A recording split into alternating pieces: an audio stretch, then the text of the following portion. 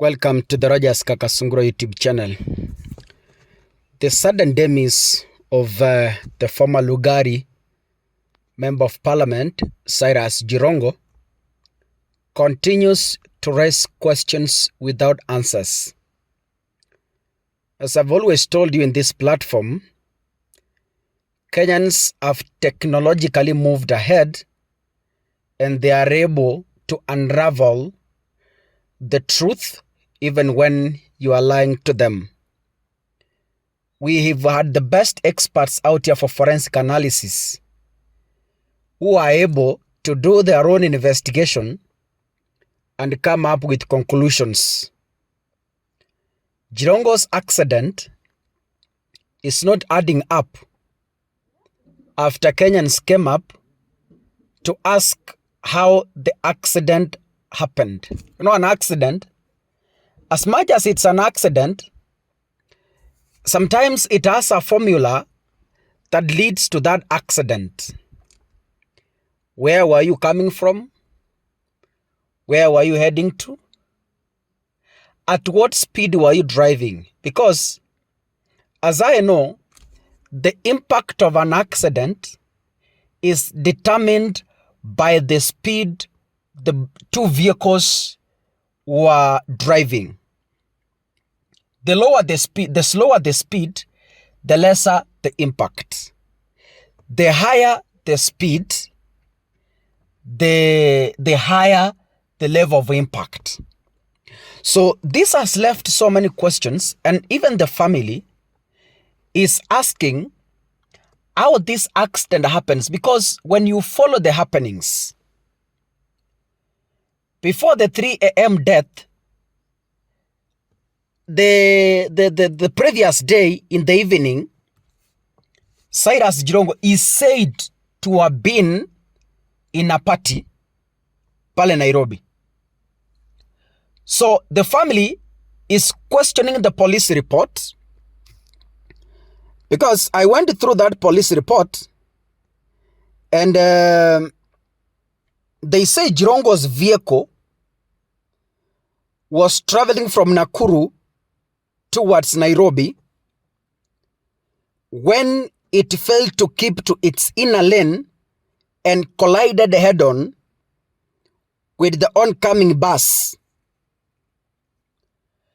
The first preliminary report indicated that Jirongo's Mercedes and the bus were heading towards one direction, that is towards the western region.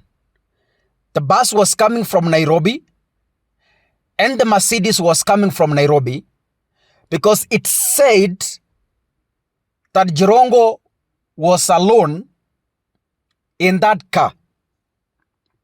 Before we proceed, let's ask a few questions. Before we listen to the family, allow me to also ask a few questions.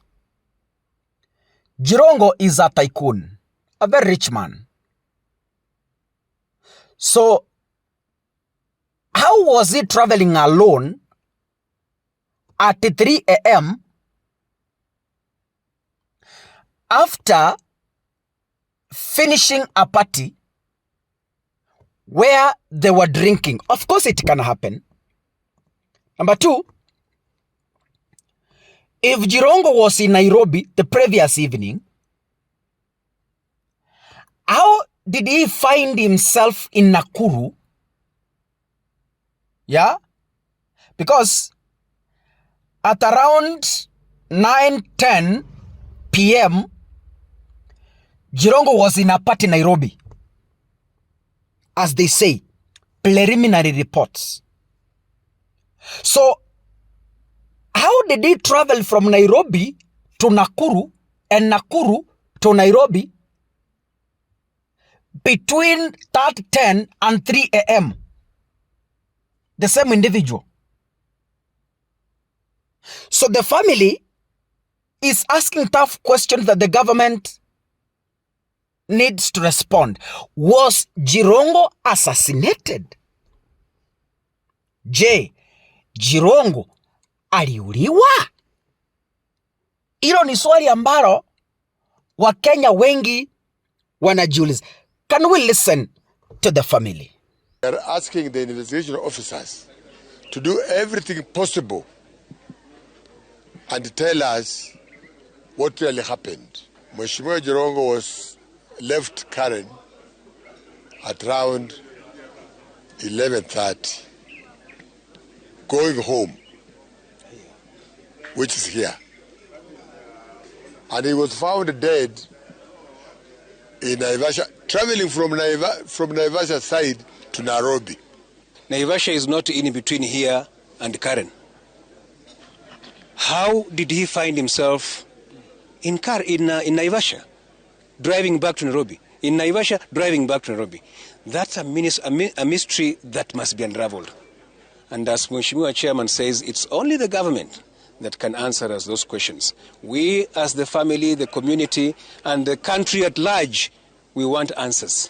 Agreed on the burial date, which has been set tentatively for 30th of December 2025. Well, Mheshimiwa had many homes, so questions were being asked as to which home he will be buried. I think the family has agreed that Mheshimiwa will be buried in his Dumaganda home next to his father and mother's grave. There is a report online where Jirongo had an interview with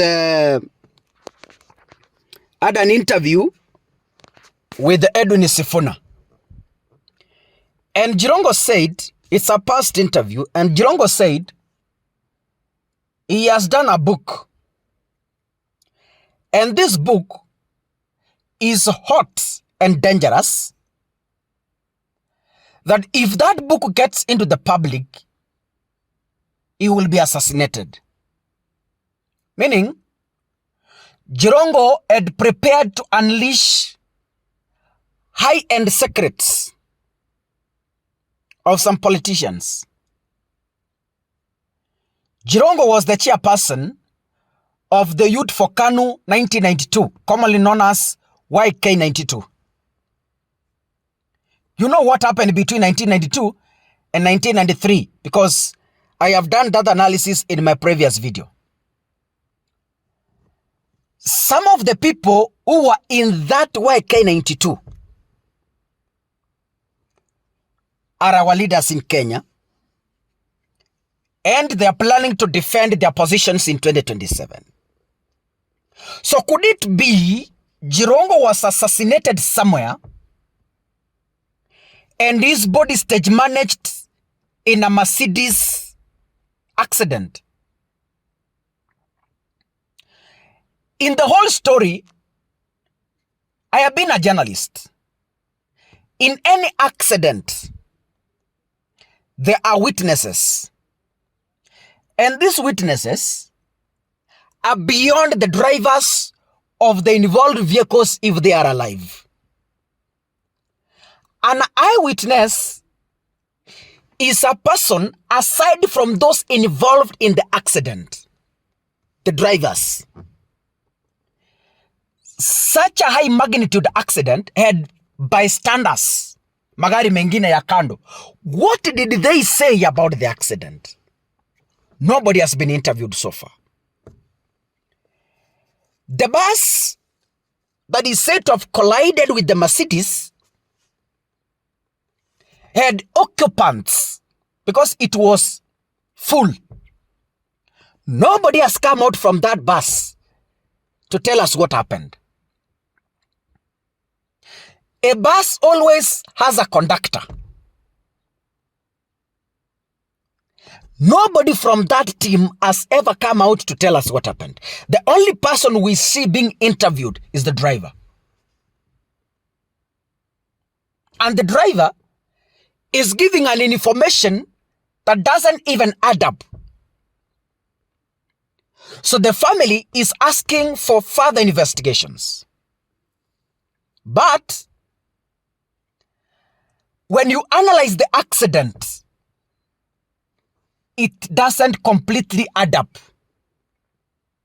The family believes there could be high chances